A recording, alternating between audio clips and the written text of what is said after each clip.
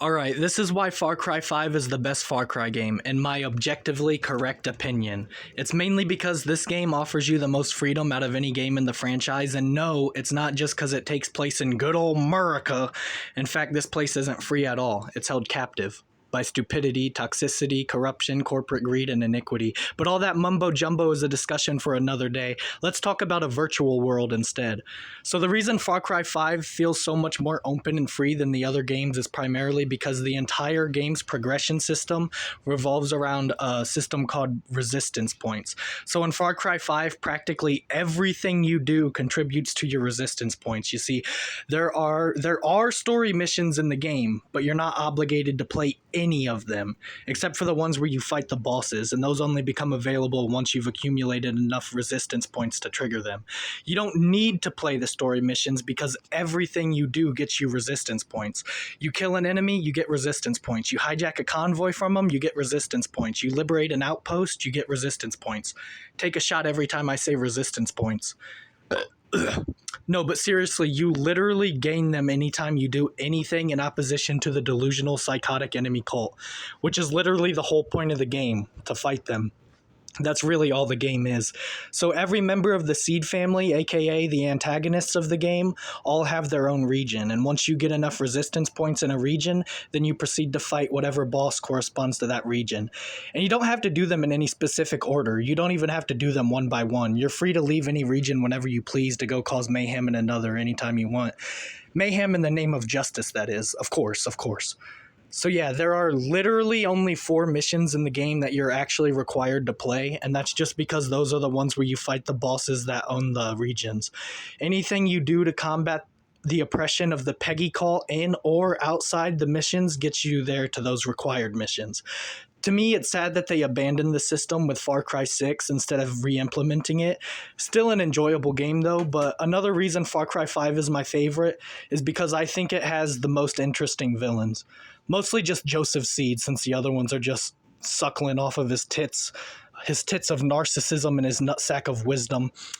Like, out of all the Far Cry villains, as infamous as they are, this guy is just truly insane.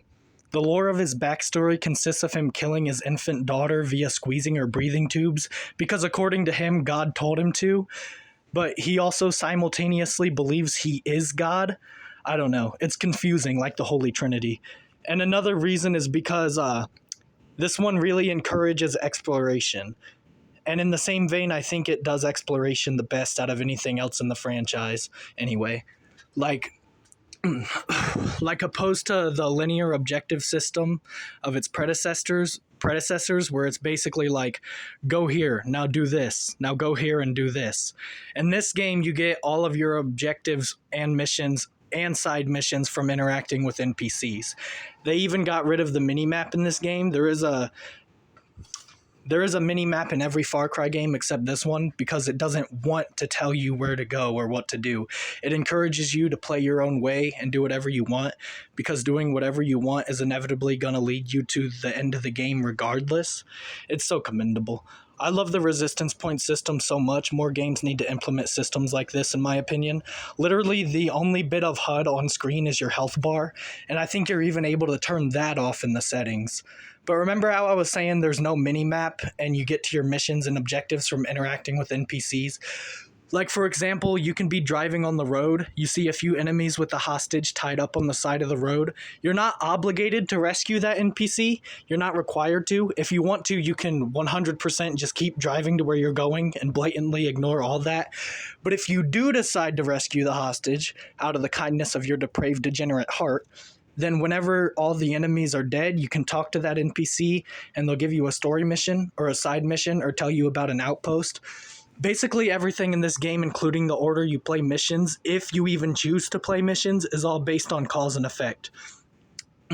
The order in which you play story missions is dependent on which NPCs you interact with. And if you never interact with any random NPCs, then you'll never be given a single mission in the game.